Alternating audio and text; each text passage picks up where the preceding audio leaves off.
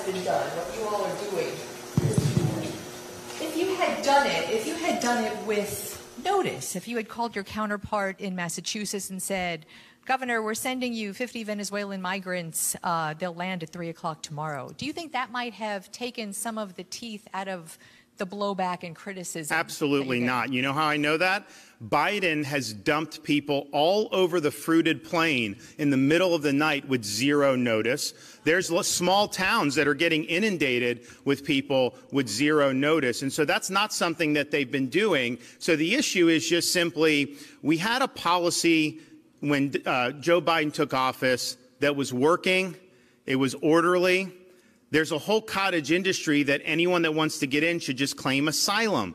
Most of these people clearly do not qualify for asylum. So that is being abused. So when you have a process like Remain in Mexico, someone can still make the claim, but then this way, when it's denied, you're not going to get entry in the United States on that basis. Joe Biden reversed that policy, and he reversed many others. So now you have massive chaos that's happening, millions and millions of people coming across illegally. Yes, you have really serious things happening along the way to the border, which no one seems to care about. You have people that once they get in are basically destitute in some parking lot. They're not upset about that. They're not upset about all the fentanyl that's coming into this country and is now leading to record fentanyl deaths. And that would not be happening if we had a secure border. And yes, Maduro is releasing people from prison. This is being used strategically to weaken our country. So if you have criminal aliens coming in and they victimize Americans, those crimes should not have happened if we just had a secure border. So no one really cared about that on the national media perspective until 50 show up in Martha's Vineyard. And you got to ask yourself,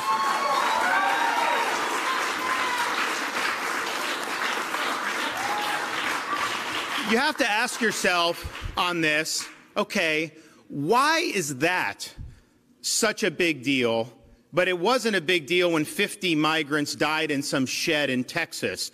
Is it just because they didn't want their wealthy island to be having to be exposed to the unwashed masses, and they were offended that they actually had to deal with reality? So I think we have a situation in this country where we have a policy that is simply unjustifiable.